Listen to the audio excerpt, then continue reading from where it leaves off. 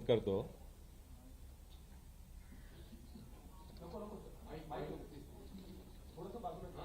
आजच्या या पत्रकार परिषदेमध्ये मुदत संपलेल्या स्थानिक स्वराज्य संस्थांच्या निवडणुका 31 जानेवारी 2026 अखेरपर्यंत घेण्याचे नियोजन आणि त्या दृष्टीने केलेली कार्यवाही यासाठी आजची पत्रकार परिषद इथे आयोजित केलेली आहे। या स्थानिक स्वराज्य संस्थांच्या निवडणुकीच्या दृष्टीने आपल्याशी संवाद साधावा व आपल्या माध्यमातून सर्व माहिती मतदार, इच्छुक उमेदवार, राजकीय पक्ष व इतर संबंधितांपर्यंत पोहोचावी या उद्देशाने ही पत्रकार परिषद आयोजित केलेली आहे। विशेष करून मला आपल्याला सांगावंसं वाटतं की ही पत्रकार परिषद विशेषतः राज्यातील महानगरपालिकांच्या सार्वत्रिक निवडणुकांसंदर्भात आज मी इथे संवाद आपल्याशी साधणार आहे। आपल्याला सांगायचं आहे की महाराष्ट्र राज्यातील 29 महापालिकाच्या निवडणुकीसंदर्भात ही पत्रकार परिषद आहे। त्यामधील 27 महानगरपालिकांची मुदत संपलेली आहे। 5 महापालिकांची 2020 मध्येच मुदत संपली होती। 18 महापालिकांची मुंबईसहित 2022 मध्ये मुदत संपली आहे आणि 4 महापालिकांची मुदत ही 2023 मध्ये संपली होती। जालना आणि इचलकरंजी या 2 नवनिर्मित महापालिका आहेत आणि त्यांच्या संदर्भात पण आज मी माहिती सांगणार आहे। बृहन्मुंबई महानगरपालिकामध्ये प्रभागामध्ये 1 सदस्यीय प्रभाग आहेत आणि यामुळे बृहन्मुंबई महानगरपालिकेसाठी प्रत्येक मतदाराला फक्त 1 मत द्यावं लागेल। 28 महापालिका या बहुसदस्यीय आहेत आणि बहुतांश महापालिकेमध्ये एका प्रभागामध्ये 4 उमेदवार निवडून द्यायचे आहेत। त्या महापालिकेमधील काही प्रभाग असे आहेत की जिथे 3 उमेदवार असतील, काही प्रभाग असे असतील की जिथे 5 उमेदवार असतील। त्यामुळे या 28 महानगरपालिकेमध्ये मतदारांना साधारणतः 3 ते 5 मतं एका प्रभागामध्ये द्यावं लागतील। या महापालिका निवडणुकीमध्ये नामनिर्देशन पत्र हे ऑफलाईनच घेण्यात येईल आणि या संदर्भात राजकीय पक्षांची जी बैठक झाली होती आणि राजकीय पक्षांनी केलेल्या मागणीनुसार या महापालिकांच्या निवडणुकीमध्ये नामनिर्देशन पत्र हे ऑफलाईनच स्वीकारण्यात येतील। जात वैधता पडताळणी संदर्भात राखीव जागावर ज्यांना निवडणूक लढवायची आहे त्यांना जात प्रमाणपत्र व जात वैधता प्रमाणपत्र त्यांना सादर करणे आवश्यक आहे। मात्र जात वैधता प्रमाणपत्रासाठी सादर केलेल्या अर्जाची सत्यप्रत किंवा अन्य कोणताही पुरावा त्यांनी दिला तरी तो एक्सेप्ट केला जाईल। मात्र 6 महिन्याच्या आत जात वैधता प्रमाणपत्र सादर करण्याचे असे हमीपत्र उमेदवारांना द्यावे लागेल आणि 6 महिन्याच्या आत जात वैधता प्रमाणपत्र सादर न करू शकलेल्या संबंधित उमेदवारांची निवड ही पूर्वलक्षी प्रभावाने रद्द होईल।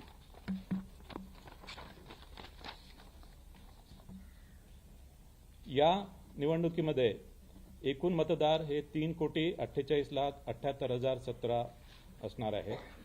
त्यापैकी पुरुष मतदार 1,81,93,666 असतील, स्त्री मतदार 1,66,79,755 असतील आणि इतर मतदार 4,590 असतील। या निवडणुकीमध्ये 39,147 इतके मतदान केंद्र निश्चित करण्यात आलेले आहे। ही निवडणूक इलेक्ट्रॉनिक वोटिंग मशीनच्या माध्यमाने घेतली जाईल आणि त्यासाठी कंट्रोल युनिट 43,958 असतील, बॅलेट युनिट 87,916 असतील।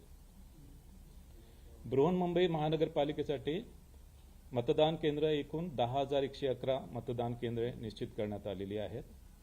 यामध्ये बृहन्मुंबई महानगरपालिकेसाठी कंट्रोल युनिट 11,349 असतील, बॅलेट युनिट 22,698 असतील।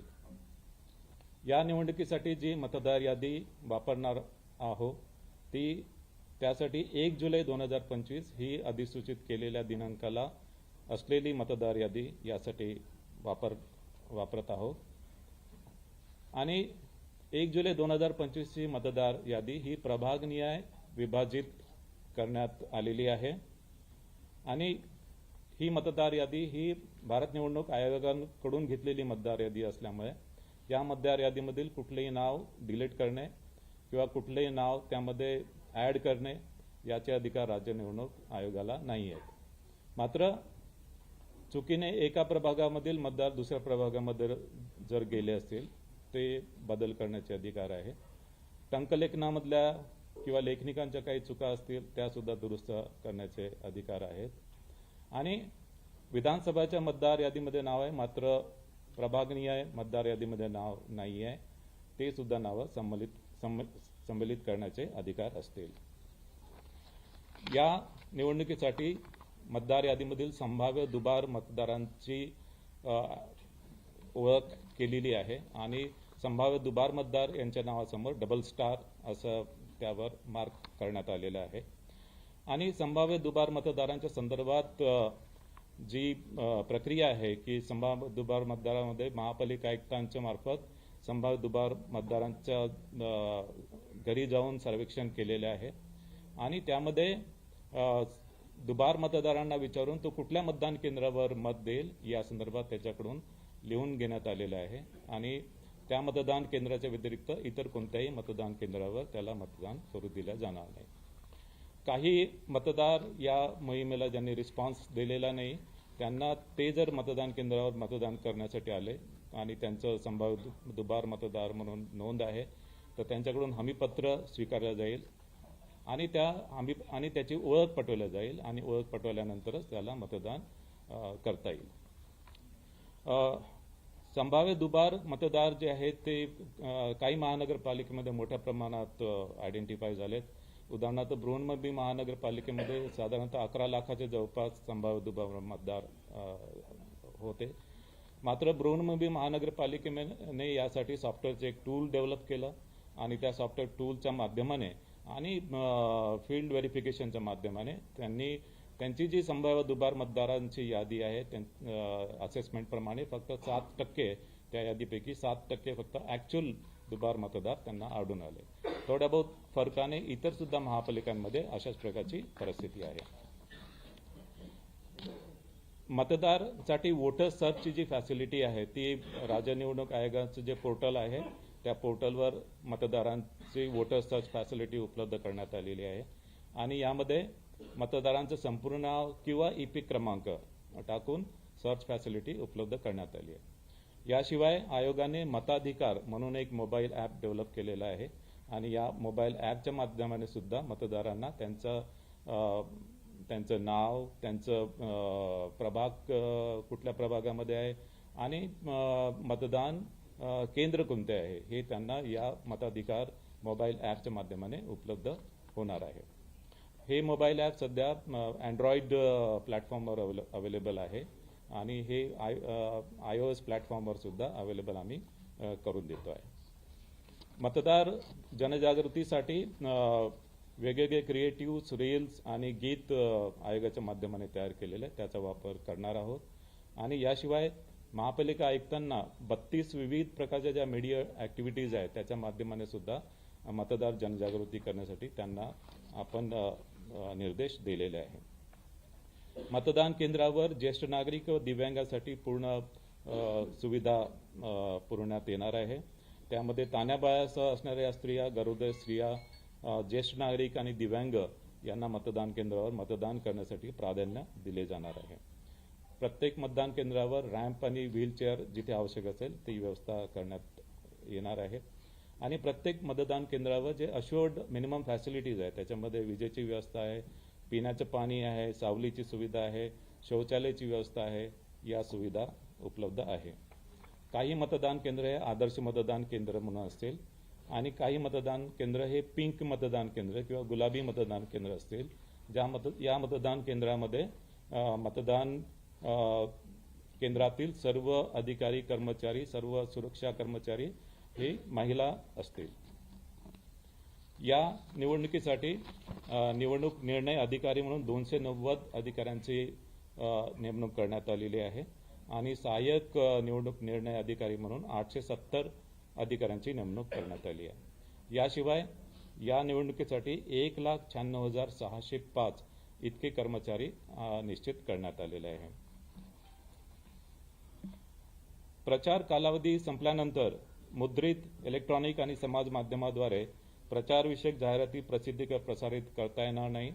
या निवडणुकीसाठी मतदान समाप्तीच्या 48 तास अगोदर प्रचारावर निर्बंध राहणार आहे.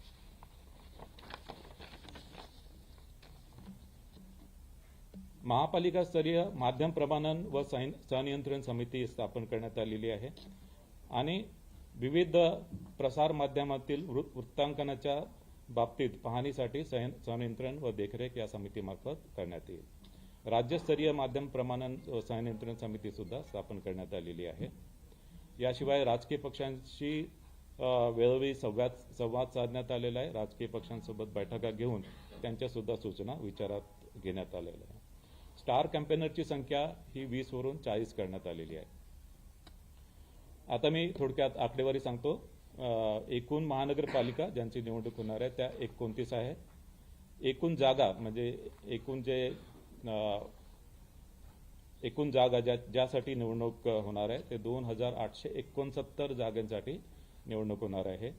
त्यामध्ये महिला 1,442, अनुसूचित जाती 341, अनुसूचित जमाती 77 आणि नागरिकांचा मागास प्रवर्ग 759.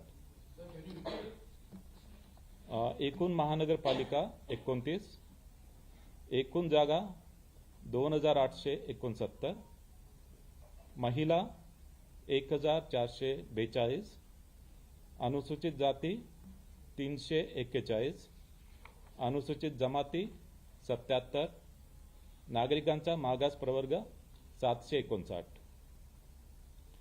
या निवडणुकीमध्ये ज्या निवडणुकीच्या खर्चावर जी मर्यादा आहे, बृहन्मुंबईसह अ वर्ग महानगरपालिकेसाठी 15 लाख, ब वर्ग महानगरपालिकेसाठी 13 लाख, क वर्ग महानगरपालिकेसाठी 11 लाख आणि ड वर्ग महानगरपालिकेसाठी 9 लाख.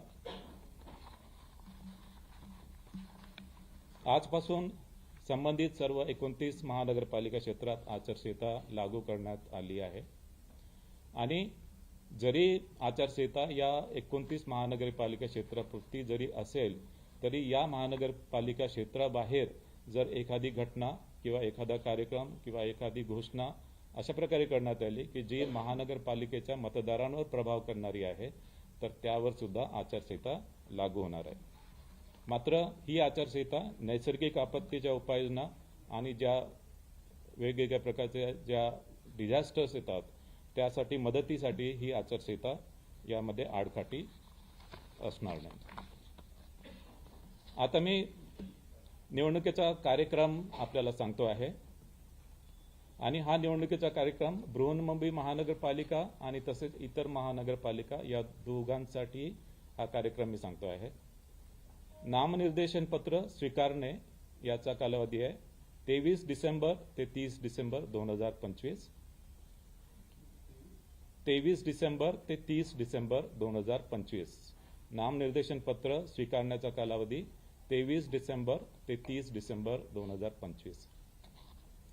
नामनिर्देशन पत्राची छाननी होणार आहे 31 डिसेंबर 2025. नामनिर्देशन पत्राची छाननी 31 डिसेंबर 2025. उमेदवारी माघारीची मुदत असणार आहे 2 जानेवारी 2026. उमेदवारी माघारीची मुदत 2 जानेवारी 2026. निवडणूक चिन्ह वाटप व अंतिम उमेदवारांची यादी. निवडणूक चिन्ह वाटप व अंतिम उमेदवारांची यादी 3 जानेवारी 2026. निवडणूक चिन्ह व अंतिम उमेदवारांची यादी 3 जानेवारी 2026. मतदानाचा दिनांक 15 जानेवारी 2026. मतदानाचा दिनांक 15 जानेवारी 2026. मतमोजणीचा दिनांक 16 जानेवारी 2026. मतमोजणीचा दिनांक 16 जानेवारी 2026. आता मी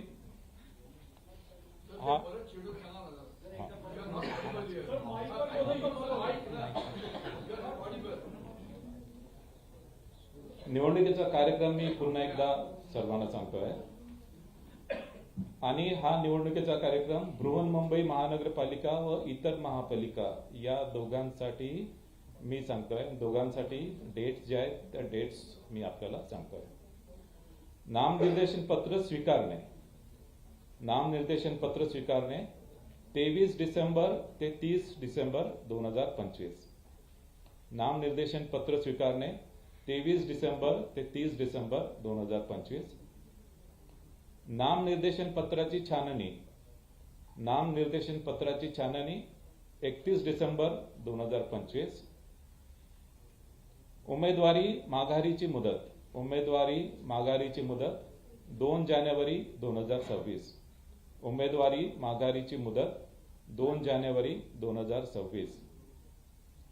निवडणूक चिन्ह वाटप व अंतिम उमेदवारांची यादी 3 जानेवारी 2026. निवडणूक चिन्ह वाटप व अंतिम उमेदवारांची यादी 3 जानेवारी 2026. मतदानाचा दिनांक 15 जानेवारी 2026. मतदानाचा दिनांक 15 जानेवारी 2026. मतमोजणीचा दिनांक 16 जानेवारी 2026. मतमोजणीचा दिनांक 16 जानेवारी 2026. आता हीच माहिती मी निवडणुकीच्या कार्यक्रमाची माहिती मी हिंदीमध्ये आपल्याला देतो आहे. राज्य की बृहन्मुंबई महानगरपालिका सहित 29 महानगरपालिका का चुनाव कार्यक्रम मैं घोषित कर रहा हूं. नामांकन पत्र जमा करना 23 दिसंबर से 30 दिसंबर 2025. नामांकन पत्र जमा करना 23 दिसंबर से 30 दिसंबर 2025. नामांकन पत्रों की जांच 31 दिसंबर 2025. नामांकन पत्रों की जांच 31 दिसंबर 2025. उम्मीदवारी वापस लेने की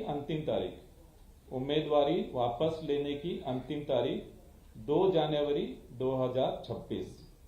उम्मीदवारी वापस लेने की अंतिम तारीख 2 जनवरी 2026. चुनाव चिन्ह वितरित करना और उम्मीदवारों की अंतिम सूची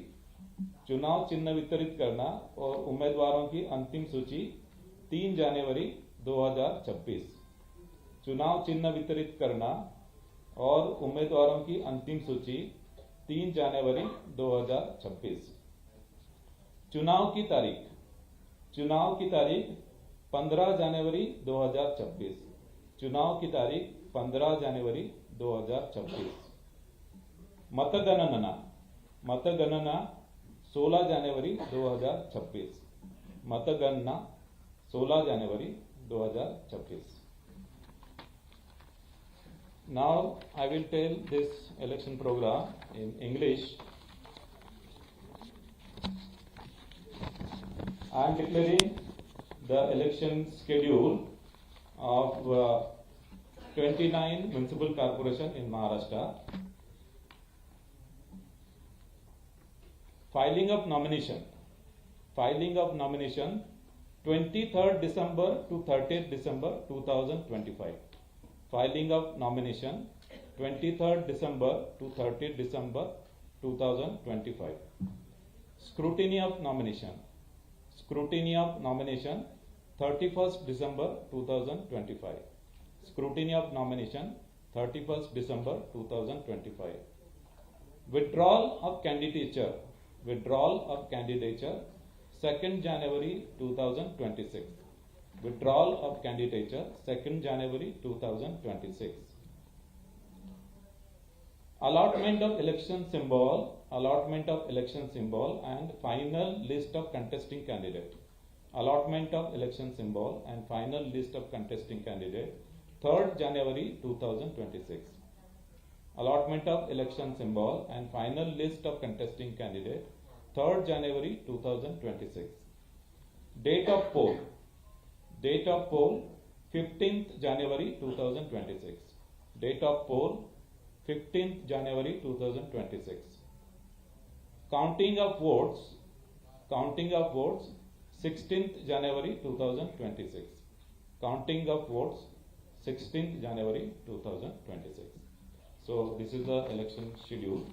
तर अशा प्रकारे हा निवडणूक कार्यक्रम घोषित करण्यात आलेला आहे आणि यानंतर आपण प्रश्नोत्तराला सुरुवात करू. अंतिम मतदाराचा अंतिम दिवस होता प्रसिद्ध करण्याचा, परंतु अद्याप निवडणूक आयोगाच्या वेबसाईटवर अंतिम यादी प्रसिद्ध नाहीये किंवा ज्या प्रिंट आउट राजकीय पक्षांनी दिल्या जाणार होत्या त्या कुठल्याही प्रिंट आउट अद्याप दिला जात नाहीये. मुंबई महापालिकेचे बारंवार सांगतायत, तुम्ही सांगितलं आहे की मतदार याद्यांच्या प्रिंट आउटचा लगेच देऊ नका. पहिल्या काही मतदार याद्यांच्या प्रिंट आउट मध्ये काही भूल असल्याचं दिसून येते. हे नसताना अचानकपणे तुम्ही एवढी घाई गडबड का करतायत असं फक्त बृहन्मुंबई महानगरपालिकेच्या संदर्भात मतदार यादींच्या याच्यामध्ये टेक्निकल इश्यू होता. तो टेक्निकल इश्यू सॉर्ट आउट झालेला आहे आणि आता कुठल्याही प्रकारचा टेक्निकल इश्यू त्याच्यामध्ये राहिलेला नाही आणि मतदार यादींबाबत कुठल्याही प्रकारचा घोळ नाही आहे आणि जो थोडा एक इश्यू आलेला होता तो आम्ही सॉर्ट आउट केलेला आहे.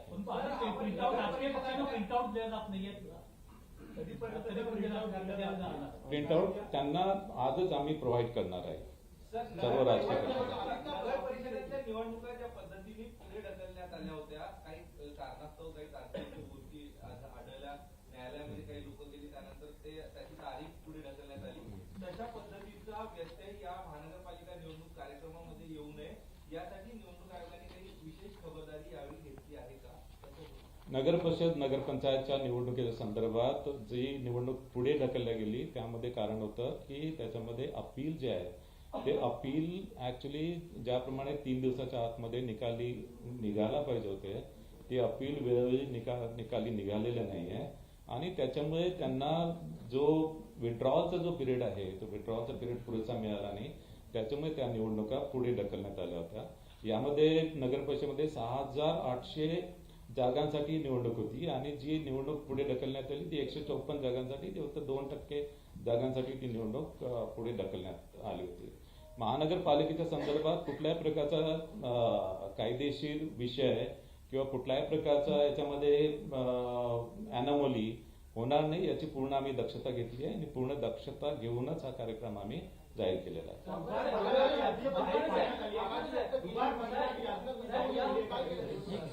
एक प्रश्न आहे की ज्या नुकत्याच स्थानिक स्वराज्य संस्थांच्या निवडणुका पार पडल्या, अनेक राजकीय पक्षांनी नाराजी व्यक्त केली आहे निवडणूक आयोगाच्या एकूण कारभारावर, कारण प्रचंड वेळ दिसून आला. मग निवडणुका काही ठिकाणी पुढे ढकलणं असेल, काही ठिकाणी जो ब्रीथिंग पिरियड असतो प्रचार समाप्तीचा तो रात्री 10 वाजेपर्यंत होता आणि दुसऱ्या दिवशी सकाळी पुन्हा 7ला मतदान सुरू झालं. परत निवडणुकीचा निकाल घोषित करणं सुद्धा तुम्हाला 21 तारखेला ती तारीख पुढे ढकलावी लागली. या सगळ्या कारभारावर अनेक राजकीय पक्षांनी नाराजी व्यक्त केलेली आहे. मुख्यमंत्र्यांनी नाराजी व्यक्त केली.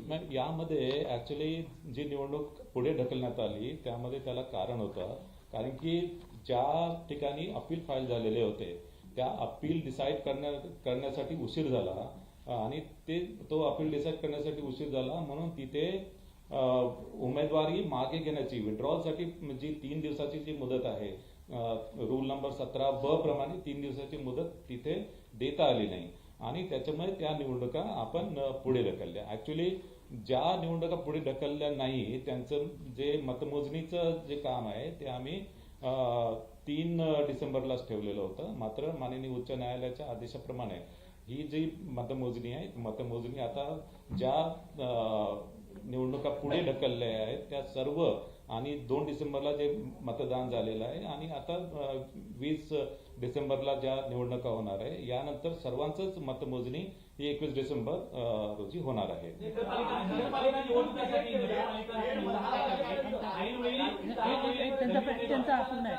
रात्री 10 वाजेपर्यंत आदल्या दिवशी रात्री 10 वाजेपर्यंत प्रचाराचा तुम्ही कालावधी ठेवलात आणि सकाळी 7ला मतदान जो ब्रीदिंग पिरियड होता त्यावरही आक्षेप नाही. ब्रीदिंग पिरियड जो आहे त्याच्यामध्ये कारण की या ज्या आम्ही निवडणुका घेतो या ज्या संबंधित जे कायदे आहेत संबंधित अधिनियम आणि कायदे नियम आहेत त्याप्रमाणे घेतो आता नगर परिषदच्या कायद्यामध्ये अशी तरतूद आहे की ऍक्च्युअली प्रचार जो आहे प्रचार आदल्या दिवशीपर्यंत तो करता येतो, म्हणजे मतदानाच्या दिवशी प्रचार करता येत नाही, पण आदल्या दिवशीपर्यंत प्रचार करता येतो. त्याच्यामुळे आदल्या दिवशी 10 वाजेपर्यंत त्या संदर्भात आपण आदेश काढलेले होते. मात्र आता महानगरपालिकेच्या निवडणुकीमध्ये जे महानगरपालिका अधिनियम आहे किंवा बृहन्मुंबई महानगरपालिका अधिनियम आहे त्याच्यामध्ये मतदान समाप्तीच्या 48 तास अगोदर हा प्रचार संपला पाहिजे, 48 तास अगोदर. त्याप्रमाणे प्रत्येक कायद्यामध्ये वेगवेगळी तरतूद आहे आणि त्यामुळे ती प्रोव्हिजन वेगवेगळ्या स्थानिक स्वराज्य संस्थांच्या निवडणुकीसाठी वेगवेगळी लागू होते.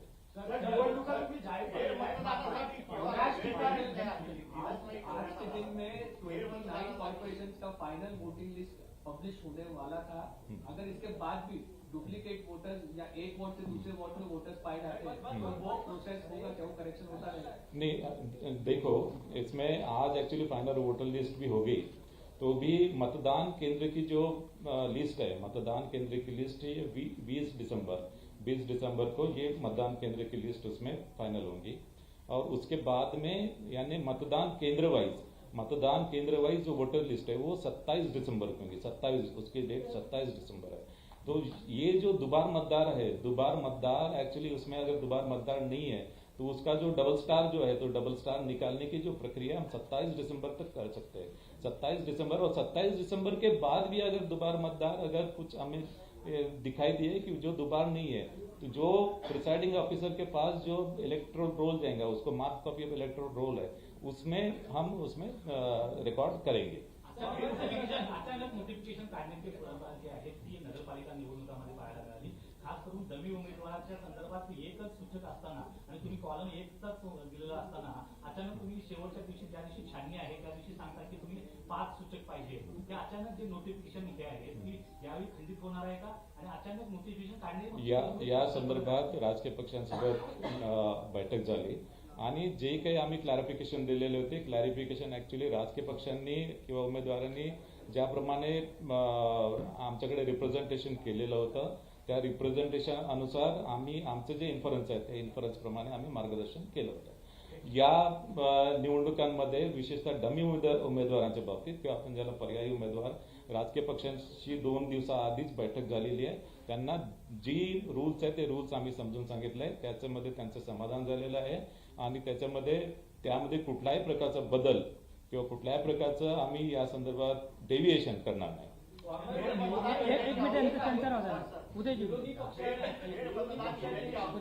मतदार याद्यांमधल्या घोळासंदर्भात अनेकदा तुमच्या भेटी घेतलेल्या आहेत. त्यात अनेक राजकीय पक्ष आहेत. अशा सगळ्या राजकीय पक्षांचं निवडणूक आयोगाचं समाधान केलं आहे का आणि आज पत्रकार परिषदेतून तुम्ही आश्वस्त करू शकता का या राजकीय पक्षांना की हे सगळे मतदार याद्यांमधले घोळ मिटवण्यात आलेले आहेत? राजकीय पक्षांची बैठक मी निवडणूक घोषित करण्यापूर्वी केली. त्यासाठीच मी राजकीय पक्षांचा विश्वास संपादन करूनच ही निवडणूक घोषित केलेली आहे. त्यांना दुबार मतदारांबाबत माहिती दिली, त्यांना वोटर सर्च बाबत अनेक शंका कुशंका होत्या त्या सुद्धा त्यांना पोर्टलवर त्यांना पूर्ण दाखवण्यात आला. वोटर सर्च फॅसिलिटी त्यांना दाखवण्यात आली, मताधिकार ऍप त्यांना दाखवण्यात आलेला आहे आणि त्यानंतर बृहन्मुंबई महानगरपालिकेने जे दुबार मतदारांची जी टूल्स डेव्हलप केलं आहे ते टूल सुद्धा त्यांना दाखवलं. त्या टूल्स बद्दल पण ते पूर्ण समाधानी झालेले आहे आणि हे टूल इतर सुद्धा महानगरपालिकांमधून वापरा अशा प्रकारचं रिकमेंडेशन त्यांनी केलेलं आहे. आणि इतर महानगरपालिका जसं पिंपरी चिंचवड महानगरपालिकेने त्यांच्याकडे टूल डेव्हलप केलेला आहे आणि या टूलच्या माध्यमाने दुबार मतदार जे आहेत टोटल दुबार मतदार ऍक्च्युअल जे दुबार आहेत ते फक्त 5% ते 20%च आढळून आले. जास्तीत जास्त 20%, कमीत कमी 5%. बृहन्मुंबई महानगरपालिकेच्या बाबतीत ते फक्त 7% आढळून आले आहे.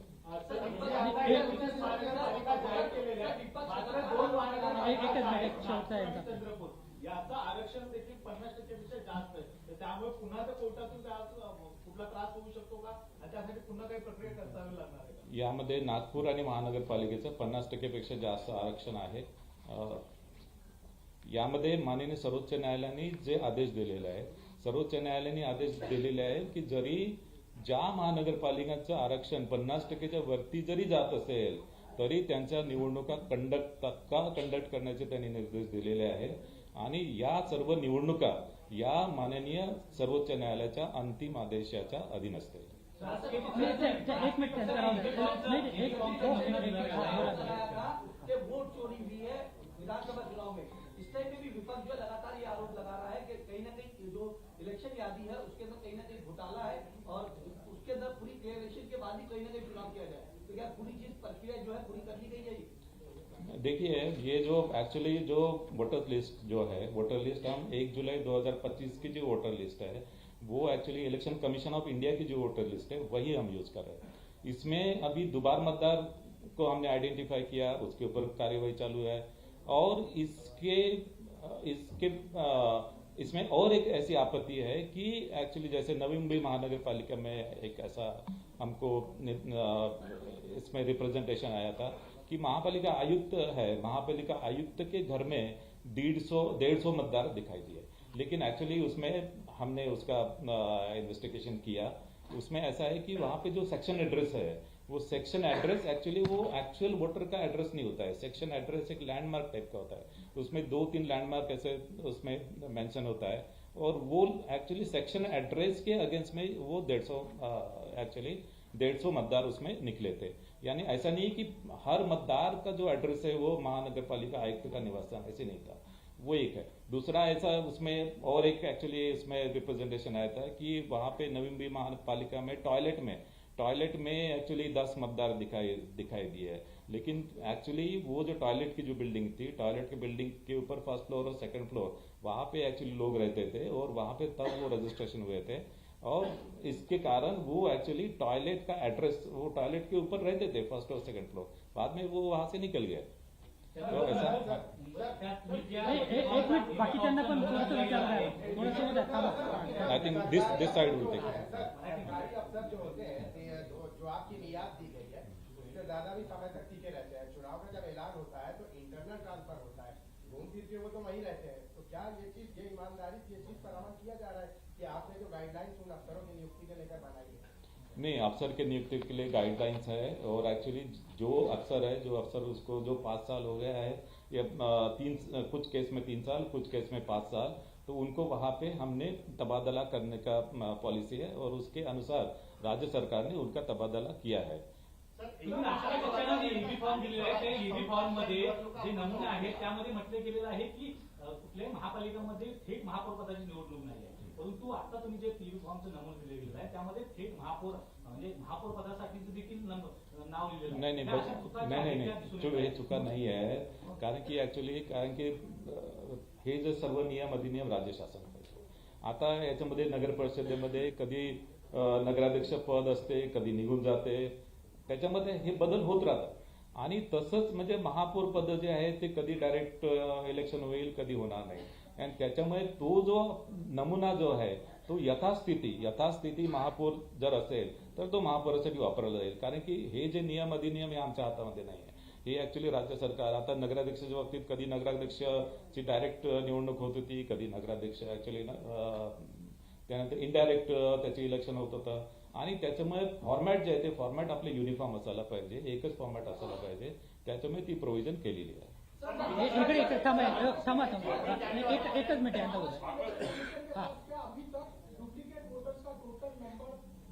मैंने आपको बताया डुप्लीकेट वोटर्स जो है, डुप्लीकेट नहीं, दुबार वोटर्स जो है, यानी संभाव्य दुबार ऑन एंड अराउंड 15 लाख है, ऑन एंड अराउंड 15 लाख। उसमें से ये 15 लाख ऑल ओवर महाराष्ट्र की फिगर बताओ, उसमें से मुंबई का जो है, मुंबई का 11.5 लाख अकेला मुंबई का है और उसमें 11.5 लाख में मुंबई ने जो एक्सरसाइज किया है उसमें वो एक्सरसाइज में उनको ऐसा दिखाई दिया है कि एक्चुअल दुबार जो है वो सिर्फ 70,000 to 80,000 है।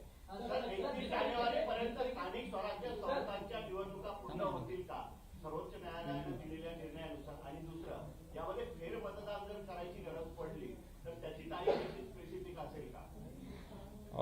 यामध्ये बघा 31 जानेवारी 2026 पर्यंत सर्व निवडणुका घ्यायच्या आहेत। आम्हाला नगर परिषद नगरपंचायतच्या निवडणुका ऍक्च्युली मोस्टली 90% आम्ही घेतलेल्या आहेत, आता 10% शिल्लक आहेत, ते आपण 20 तारखेला घेणार आहे आणि 21 तारखेला निकाल लागणार आहे। सेकंड एक minute let me complete. Second, महानगरपालिकेचं जे आहे, महानगरपालिकेचं आताच आपण घोषित केलेलं आहे, ते सुद्धा 31 जानेवारीच्या आधी होईल आता जिल्हा परिषद पंचायत समितीच्या बाबतीत माननीय सर्वोच्च न्यायालयाने आदेश दिलेला आहे की फक्त ज्या जिल्हा परिषद पंचायत समिती याचं रिझर्वेशन जे आहे 50%च्या आतमध्ये जिथे आहे तिथेच तुम्ही घ्या. आता या जिल्हा परिषद पंचायत समिती ज्याच्यामध्ये रिझर्वेशन 50%च्या आतमध्ये आहे त्या फक्त 12 जिल्हा परिषद आहेत आणि या 12 जिल्हा परिषदचं नियोजन आम्ही करतो आहे. आमची अडचण आहे की या निवडणुका जसं विधानसभा लोकसभेच्या निवडणुका असतात त्याच्यापेक्षा खूप कॉम्प्लेक्स या निवडणुका असतात, ज्याच्यामध्ये एकेका प्रभागामध्ये 4 उमेदवार आपल्याला निवडून द्यायचा असतो. नगर परिषद नगरपंचायतमध्ये 1 अध्यक्ष आणि 2 मेंबर निवडून द्यायचा आहे. जिल्हा परिषदमध्ये एक गटासाठी आहे आणि 1 गणासाठी. आणि या इतक्या कॉम्प्लेक्स असल्यामुळे फार मोठ्या प्रमाणात आपल्याला अधिकाऱ्यांची गरज भासते. आणि आता ज्या जिल्हा परिषदा या 50%च्या आतमध्ये आहे या अशा जिल्हा परिषद आहे तिथे महानगरपालिका सुद्धा आहे आणि त्याच्यामुळे आणि या बहुतांश पश्चिम महाराष्ट्र, कोकण आणि संभाजीनगर मधील काही जिल्हे यामध्ये येत आहेत आणि त्याच्यामध्ये त्या जिल्ह्यामध्ये महानगरपालिका सुद्धा असल्यामुळे आम्हाला अधिकाऱ्यांची जी कमतरता आहे, अधिकाऱ्यांची कमतरता भासते. त्याचं नियोजन आम्ही करतोय. एकदा अधिकारी आम्ही 1-2 दिवसामध्ये पुन्हा बसणार आहे विभागीय आयुक्तांसोबत बैठक घेऊन आणि अधिकारी उपलब्ध झाल्याबरोबर आम्ही त्या सुद्धा निवडणुका आम्ही या 12 जिल्हा परिषद निवडणुका सुद्धा आम्ही घोषित करू आणि 31 जानेवारीपर्यंत आम्हाला करावंच लागेल कुठल्या परिस्थितीत. निवडणूक घ्यायची गरज पडली तर तारखेची तिथे आता जी घोषित केली त्यामध्ये यामध्ये काय असतं की फेर निवडणूक जर एखाद्या पोलिंग स्टेशन मध्ये समजा काही इश्यू आला आणि तिथे त्या पोलिंग स्टेशन मधला जर पुन्हा निवडणूक जर घ्यायची असेल तर आपण ऍक्च्युअली मतमोजणी जी आहे ते मतमोजणी आपली सुरू असते आणि मात्र आपण दुसऱ्या दिवशी त्या ठिकाणी त्या पोलिंग स्टेशनवरचं आपण पोलिंग घेतो.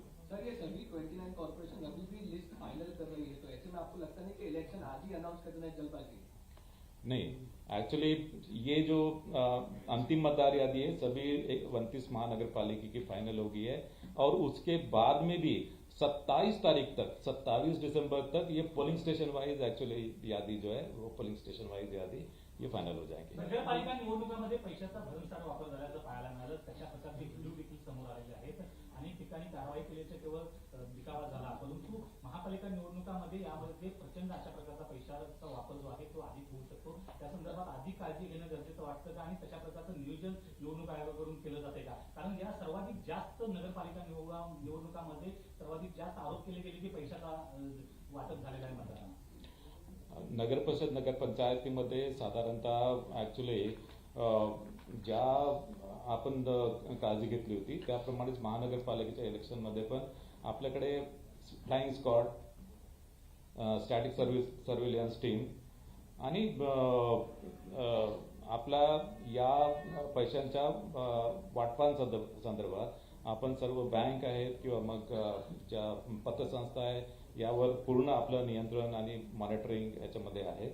आणि या संदर्भात नगर परिषद नगरपंचायती संदर्भात ऍक्च्युली अराउंड 2.5 कोटी यामध्ये हस्तगत जप्त सुद्धा करण्यात आले होते आणि त्या संदर्भात संबंधितांविरुद्ध कार्यवाही सुद्धा करण्यात आली आहे. इन्कम टॅक्स डिपार्टमेंट कडे केस देण्यात आली, काही ठिकाणी गुन्हे सुद्धा दाखल करण्यात आले आणि यावर आणि विशेष करून एअरपोर्ट आणि बस स्टेशन आणि रेल्वे स्टेशन यावर सुद्धा आपलं त्याच्यामध्ये पथक राहणार आहे. एक मिनिट इकडचे एक उद्या You know, while taking these actions against तुम्ही म्हणतात तसं मनीच्या युद्धासाठी, but the political party guys have been claiming against each other. The use of money was so blatant. काही ठिकाणी 5,000 पर वोट, 10,000 वोट, 15,000 वोट हे सगळं तिथे विजिबल आहे. तुमच्या मशिनरीला काही दिसलं नाही. What is the identification? ह्या संदर्भात तुम्ही काय मेजर्स घेतले आहेत का? हे जे तुम्ही सांगताय ते सगळे नुसते टोटल आहेत की 2.5 कोटीचं फक्त हे झालं, पण this is the money being circulated there. ते कॅन्डिडेट सांगतायत स्वतः. तर त्या संदर्भात is there any kind of नाही, आता नगर परिषद नगर पंचायतीच्या बाबतीत आचारसंहिता भंगाच्या एकूण 29 तक्रारी आपल्याकडे आलेल्या होत्या. त्यापैकी 11 तक्रारी निकाली निघालेल्या आहे. 18 तक्रारी संदर्भात चौकशी सुरू आहे आणि विशेष करून मी तुम्हाला सांगितलं की जी ऍक्च्युली पैसे जे आहेत पैसे संदर्भात 3,04,74,110 ही रक्कम जप्त करण्यात आली. त्यामध्ये इन्व्हेस्टिगेशन सुद्धा झालं आहे आणि मद्य वाटपाच्या संदर्भात 1,46,144 लिटर मद्य आणि अंमली पदार्थ हे जप्त केले आहे आणि याशिवाय 4 तलवारी, 2 गुप्ती व 2 चाकू देखील जप्त केलेले आहे. अशाच प्रकारची उपाययोजना आपण महानगरपालिकेच्या आपण निवडणुकीमध्ये करणार आहोत. Election Commission is in hurry to conduct the election, and Shivsena UBT sent me a letter today, and they are mentioning that such action raised doubts about the credibility of the election process. What will be your answer on that? No, actually, basically, we have assessed everything. We have assessed the manpower requirement. We have assessed the electoral roll, and actually, we have also identified Dubar voters, and the exercise of Dubar voters has also been undertaken. And as far as the electronic voting machine, that also we have assessed. So, a sufficient number of electronic voting machine is available. Error-free electoral roll is there, and we have to conduct these elections under any circumstances before 31st January as per Honorable Supreme Court mandate. So actually, basically, all the preparations for the elections are there, and when we were ready for the election, then only we have declared the elections.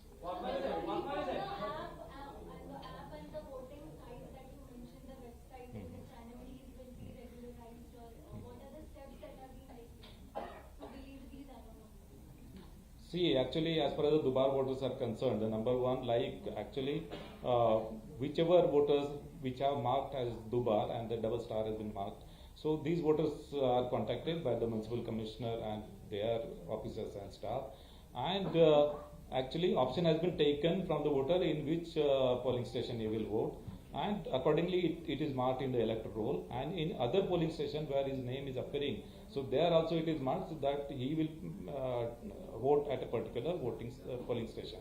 So he will be allowed voting in a particular polling station, not other polling station. As far as the other, let me complete her question.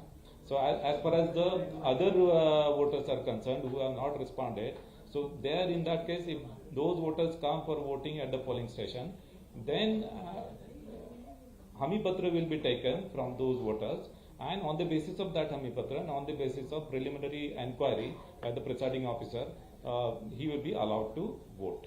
So will you be taking action against hate speech? Everyone's talking about Muslim mayor.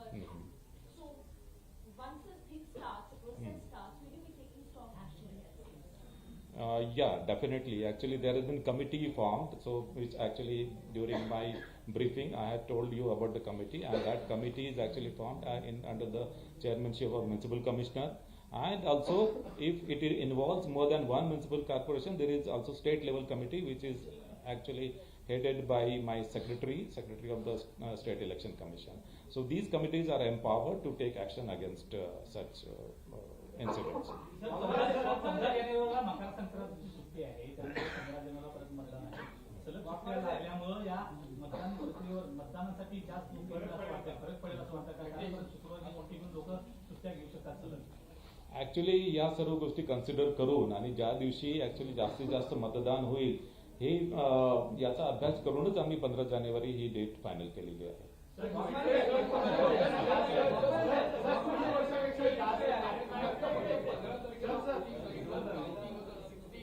Just for the readers, can you just narrate what's the timing for the counting and what's the timing for the voting? हा एक प्रश्न sir. आणि दुसरा, as you are very much here, the Angar Nagar Parishad election just hog notoriously the headlines and limelights across.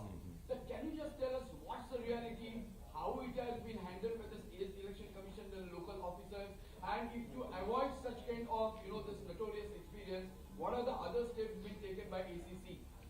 See, actually, the time for the poll will be 7:30 from 7:30 in the morning till 5:30 in the evening. So, time for the poll will be 7:30 in the morning till 5:30 in the evening. And at 5:30 in the evening, so actually whatever voters, those are in the queues, those also will be basically taken for the voting. So the procedure is that you go to the last voter standing in the queue and start distributing the cheats, and those voters will be allowed to vote. That's one thing.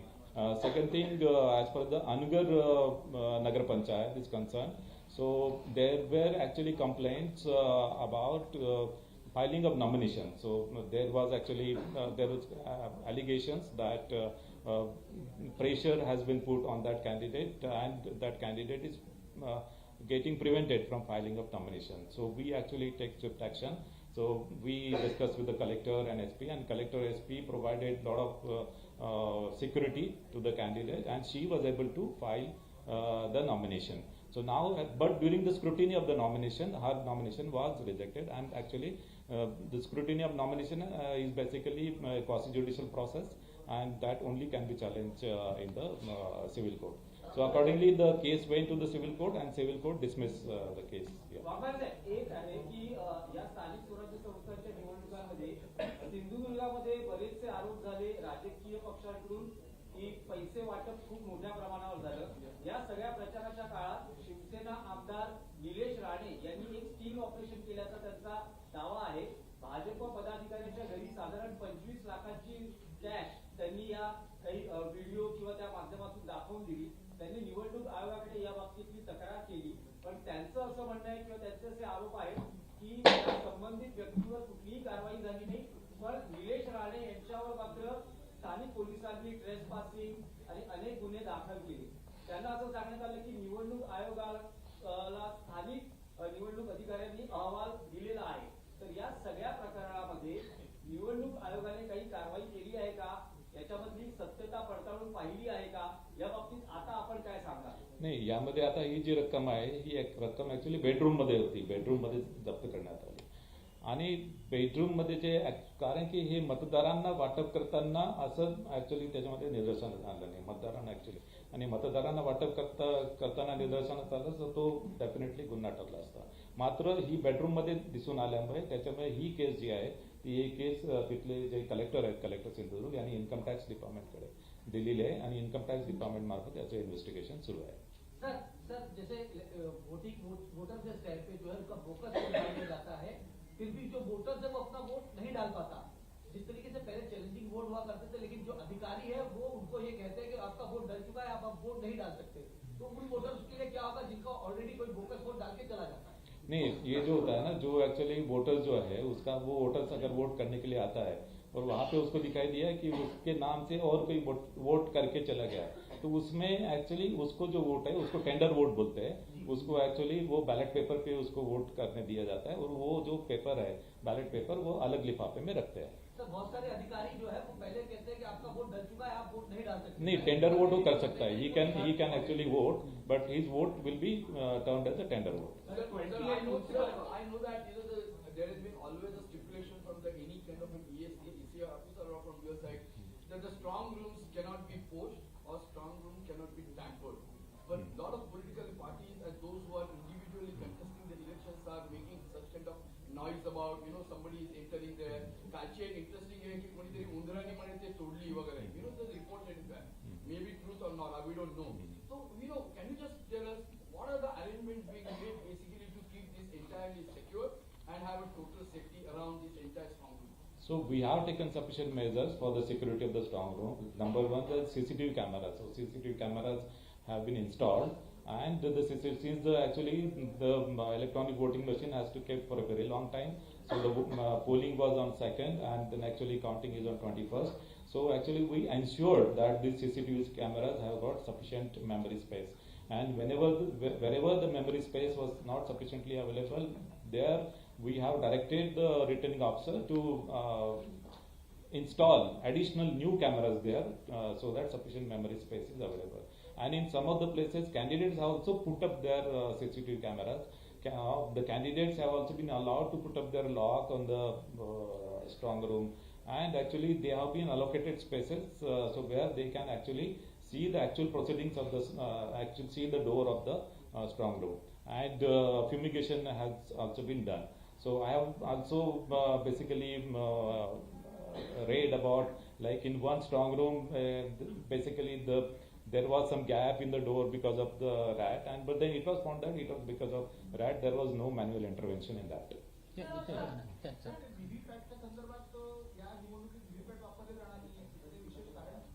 व्हीव्हीपॅटच्या संदर्भात जे आहे, कारण की ही actually multi member election असल्यामुळे आता सध्या जे व्हीव्हीपॅटचं जे डिझाईन आहे ते व्हीव्हीपॅटचं डिझाईन फक्त सिंगल मेंबरसाठी आहे.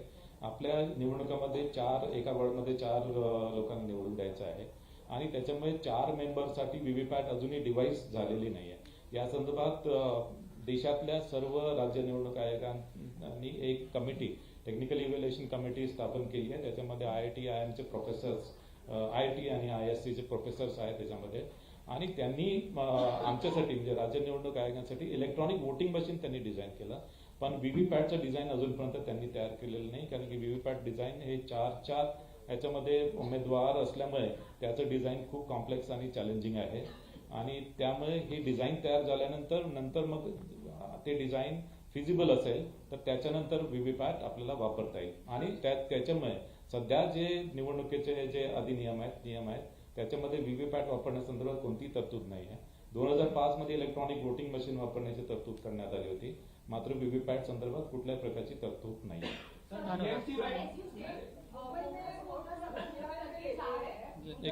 एक मिनट. अगर वोटर्स को तो वोट करके जा रहे हैं तो टेंडर वोटिंग प्रोसेस में जो एक्चुअल कैंडिडेट है वो वोट कर सकता है, बट उसने तो वोट कर दिया है. अभी हाउ वुड यू नो कि वो कौन सा वोट है जो आपको डिस्कार्ड करना है, क्योंकि बहुत सारी ऐसी सीट्स होती है जहाँ पर 1-2 वोट से कैंडिडेट जीत जाता है. तो ऐसी सीट्स पे अगर ऐसी चीजें हो सकती है हुई सपोज, तो री इलेक्शन लिया जा सकता है क्या सर? नहीं, देखो actually basically normally the margin will not be that much, like only 1 or 2 voters, but normally the margin, let us say,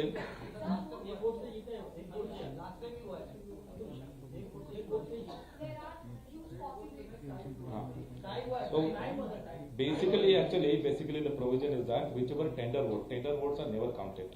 So what is the point of like actual candidate is voting, he is giving tender vote, but they are not being counted. So what is the point of actual candidate is voting?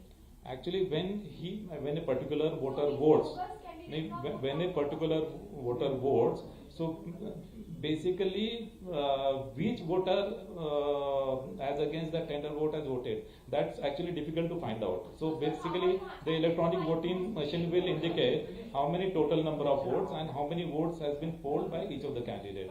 That only information will be available. So this, how are you finding this bogus voters? So basically bogus voter never vote. see, there is a provision for the bogus voter. So when the voter comes, then suppose if the polling agents are there, so polling agent also are safeguards.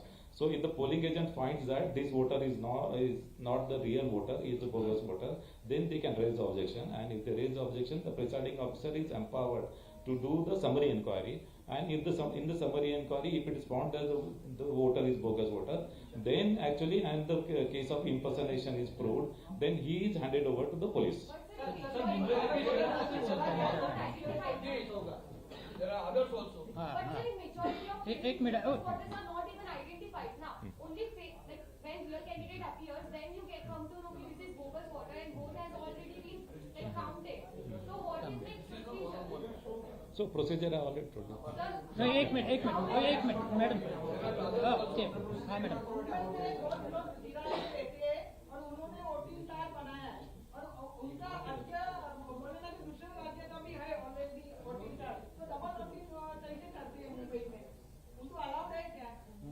नहीं, देखिए मुंबई में जो है ना, बाकी के state के जो मतदार है यहाँ पे अगर शिफ्ट हो गए तो उनका जो एक्चुअली नाम है ये मतदार यादी में आता है, लेकिन वो शिफ्टिंग अगर उसने समझो गुजरात का है तो गुजरात का अगर मतदार यहाँ पे शिफ्ट हो गया तो उसका जो यहाँ के मतदार यादी में उसका नाम इंक्लूड होता है and he is allowed to vote there. Anurag एक मिनट. आज की तारीख में जैसे 213 वार्ड नंबर 213 में लोगों का घर है और उसका वोट देने जाना है 216 में, अभी तक की प्रक्रिया पूरी नहीं हुई है कि उसको उसी वार्ड में वोट देने का अधिकार नहीं. इसमें एक्चुअली ये जो है ना प्रभाग जो गलत प्रभाग में आ गए उनको एक्चुअली सही प्रभाग में डालने के लिए हमने महापालिका आयुक्तों को पूरे पावर दिए है और महापालिका आयुक्त ने उसमें ऐसे जो वोटर्स जो गलत प्रभाग में आ रहे हैं उनको करेक्ट प्रभाग में उन्होंने डाला है. अनुराग एक मिनट अनुराग. एक सदस्यीय निवडणूक आहे, एकच प्रभाग आहे, तर त्याच्यासाठी दिव्यांग आणि अतिज्येष्ठांना गृहमतदान असेल का?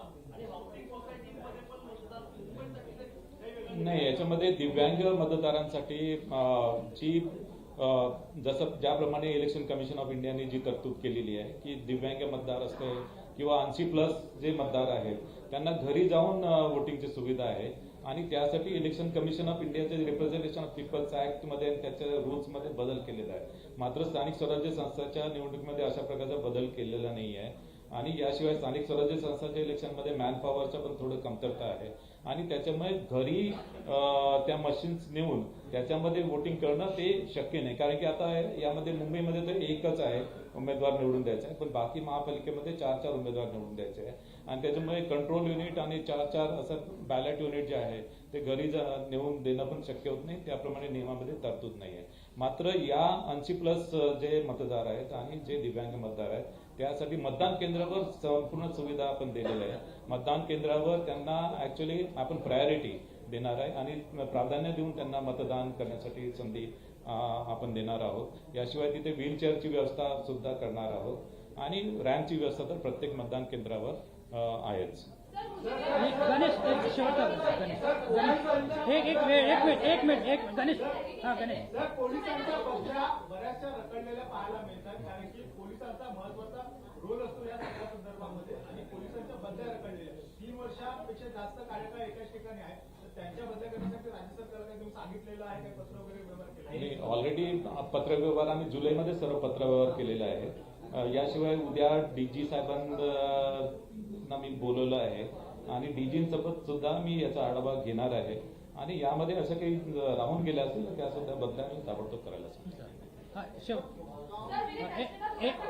एक मिनट मैडम उनको पूछने क्या बोलिए आप.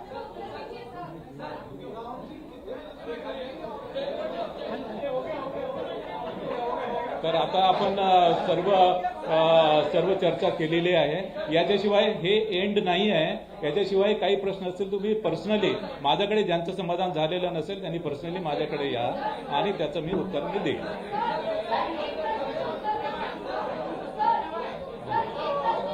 धन्यवाद. आपल्या सगळ्यांना प्रेस नोट पाठवलेले आहे आणि हार्ड कॉपी पण आहे. धन्यवाद.